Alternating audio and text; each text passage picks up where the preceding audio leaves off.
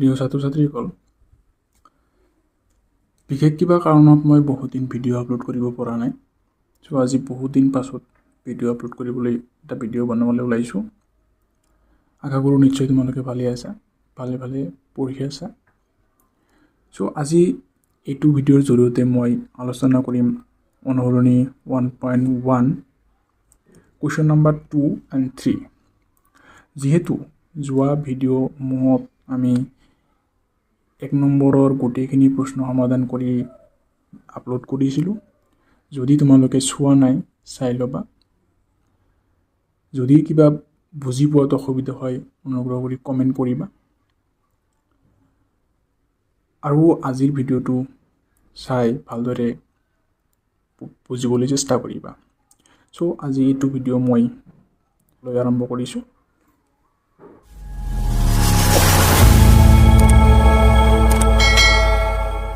অনুশীলনী 1.1ত 2 নম্বৰৰ প্ৰশ্নটো দিয়া আছে যে দেখুওৱা যে যিকোনো যোগাত্মক অযুগ্ম অখণ্ড সংখ্যাই 6q + 1 বা 6q + 3 বা 6q + 5 আৰ্হে য'ত q এটা কোনোবা অখণ্ড সংখ্যা। এইটো প্ৰশ্ন আমি সমাধান কৰিবলৈ লাগে। চ' আমি ইয়াত সদায় এনেকুৱা ধৰণৰ যদি প্ৰশ্ন দিয়া থাকে তেতিয়া আমি ধৰি ল'ব লাগিব যে প্ৰথমে চোৱা যে ধৰা হ'ল এ হৈছে যিকোনো যোগাত্মক অযুগ্ম অখণ্ড সংখ্যা। আমি সদায় যিহেতু আমাক অযুগ্ম সংখ্যা উলিয়াব দিছে, যেনেকুৱা ধৰা 6q + 1 এটা অযুগ্ম সংখ্যা, 3 এটা অযুগ্ম সংখ্যা, 5 এটা অযুগ্ম সংখ্যা। গতিকে আমি সেইটো যিকোনো এটা এলফাবেট লৈ এও ধৰিব পাৰা, এক্সও ধৰিব পাৰা, যিকোনো ধৰিলেই হ'ল। ধৰি সেইটো আমি এ ধৰিছোঁ। এ হৈছে আমি কি ধৰিছোঁ? যোগাত্মক অযুগ্ম অখণ্ড সংখ্যা বুলি আমি ধৰি লৈছোঁ। চ' তাৰপিছত বি = 6 বুলি ধৰি লৈছোঁ আৰু আৰ আমি ভাগশেষ বুলি ধৰি লৈছোঁ। চ' এইটো প্ৰশ্ন যিহেতু আমাৰ ইউক্লিডৰ কৰণবিধি ব্যৱহাৰ কৰিহে সমাধান কৰিব লাগে। চ' আমি ইউক্লিডৰ কৰণবিধি সকলোৱে জানো। এইটো হ'ল যে এতে লিখিছোঁ a = bq + r য'ত 0 <= r b। এইটো আমি সকলোৱে জানো, আমি আগতেও পাই আহিছোঁ। চ' ইয়াত আমি b = 6 ধৰিছোঁ আৰু r ধৰিছোঁ ভাগশেষ। এতিয়া আমি ফৰ্মুলা মতে বহাই দিছোঁ যে a b মানে আমি 6 ধৰিছোঁ, b আমি 6 বহাই দিছোঁ, q আছে q বহাইছোঁ প্লাছ r আছে r, য'ত 0 <= r b আছে আমি 6 লিখিছোঁ।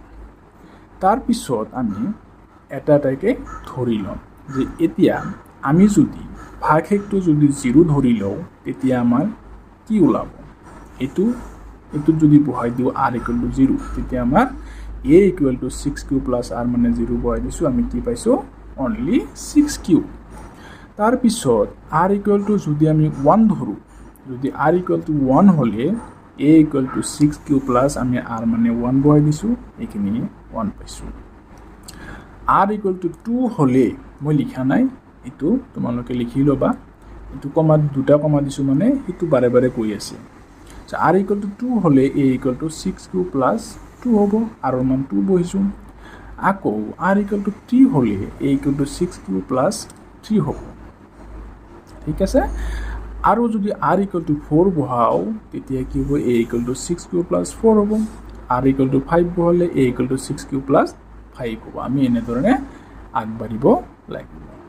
চ' আমি গোটেইখিনি বহুৱা শেষ হ'ল, যিহেতু আমাৰ প্ৰশ্নত কৈছে 6q + 5 লৈকে অযুগ্ম অখণ্ড সংখ্যা। চ' আমি 5 লৈকে আমি লিখি ল'লোঁ। যদি আৰু 6, 7 যদি দিয়ে তেতিয়া আমি আৰু লিখিব লাগিল হয়। গতিকে ইয়াত দিছে আমাৰ প্ৰশ্নমতে 5টালৈকে দিছে, আমি 5টালৈকে r মান বহাই দিছোঁ। চ' ইয়াৰ পৰা আমি যিহেতু ধৰি লৈছিলোঁ যে a যোগাত্মক অযুগ্ম অখণ্ড সংখ্যা, গতিকে যিহেতু a হৈছে আমি অযুগ্ম ধৰিছোঁ, গতিকে আমাৰ কি হ'ব? অযুগ্মখিনি কেঞ্চেল আউট হ'ব। কি আছে অযুগ্মখিনি?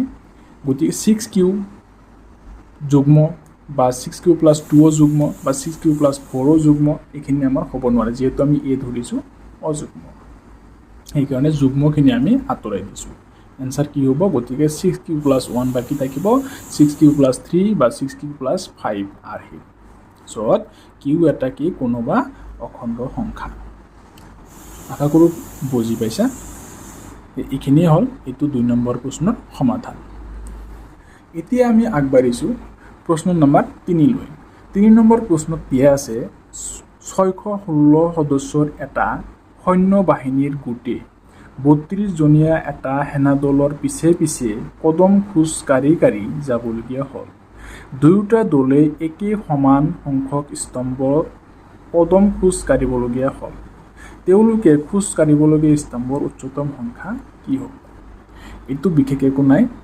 যিহেতু আমাৰ কি ওলাব লাগে তেওঁলোকৰ উচ্চতম স্তম্ভৰ সংখ্যা কিমানবাৰ খোজ কাঢ়িছে সেইটো দুয়োটা দলে কিমানবাৰকৈ খোজ কাঢ়িছে সেইটো আমাৰ উলিয়াব লাগে সো এইটো আমি সমাধান কৰিম প্ৰথমে আমি 1 নম্বৰৰ প্ৰশ্নসমূহ যেনেধৰণে সমাধান কৰিছোঁ ঠিক সেনেদৰে আমি 1 নম্বৰৰ প্ৰশ্নৰ দৰে আমি 3 নম্বৰ প্ৰশ্নটো সমাধান কৰিম ইয়াত আমাৰ 616 আৰু 32 দুটা সংখ্যা দিয়া আছে আমি এই দুটা সংখ্যা লিখি লৈছোঁ 616 আৰু 32 ইয়াত যেহেতু 616 টো আমাৰ ডাঙৰ 32 টো সৰু সো আমি এনেকৈ লিখি লৈছোঁ ডাঙৰ বুলি চিন দি লৈছোঁ গতিকে এতিয়া আমি কি কৰিম ইকুৱেলৰ বিভাজন প্ৰমেয়কে ব্যৱহাৰ কৰিম সো ইকুৱেলৰ বিভাজন প্ৰমেয়কে আমি জানো কি আছে a = bq + r য'ত 0 less than equal r less than b এইটো আৰ্হিত আমি মানখিনি বহাই দিছোঁ এৰ মান যেটো সংখ্যা ডাঙৰ থাকিব সেইটো আমি এৰ মান বহাম সো এৰ মান ডাঙৰটো কি আছে 616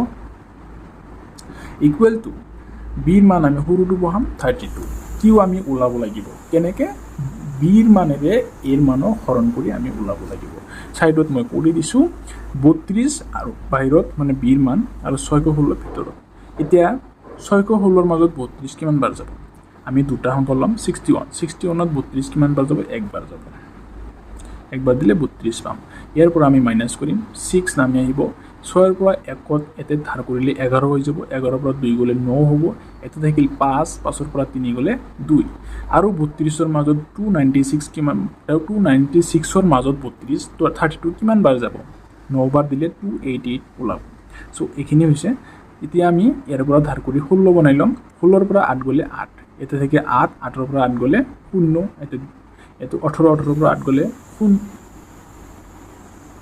10 0 আতৰে 1 এতে 2 হৈ গল আকৌ 2 ৰ পৰা 2 গলে 0 সো আমি 0 আগতে লিখিব দৰকাৰ নাই গতিকে 8 ওলাইছে আমাৰ 8 সো এতিয়া আমি 32 টো আমি বিৰ মান পালো কি 19 আৰু আৰৰ মান ভাগ এক পালো 8 সো 32 ইনটু বি আৰু কিউৰ মাজত ইনটু আছে সো ইনটু দিছো পূৰণ 19 প্লাস বাকি আছে 8 সো এতিয়া আমি আগৰ দৰে সেম কি কৰিম এই 32 ৰ লগত আমি প্ৰমোশন দিম বিৰ মানটো এ লৈকে লৈ আহিম আৰু আৰৰ মানটো বি লৈকে লৈ আহিম ঠিক আছে সো আকৌ আমি কি কৰিম এই বিৰ মান যে নতুন মান পাইছো হেতু মানেৰে এৰ নতুন মানক আমি হৰণ কৰিম আমি সকলোৱে জানো 8 32 ৰ মাজত 4 বাৰ যায় গতিকে আমি ডাইৰেক্ট হৰণ কৰা নাই সো মনে মনে লিখি লৈছো 8 যেহেতু 32 ৰ মাজত 4 বাৰ যায় সো পূৰণ আমি কিউৰ মান 4 পাইছো ভাগে কিমান থাকিব 0 থাকিব আমি যেতিয়ালৈকে 0 নাপাম তেতিয়ালৈকে আমি কৰিয়ে থাকিব লাগিব আমি 0 পোৱাৰ লগে লগে আমি ষ্টপ কৰি দিব লাগিব তাৰ মানে আমি সমাধানটো পাই গ'লো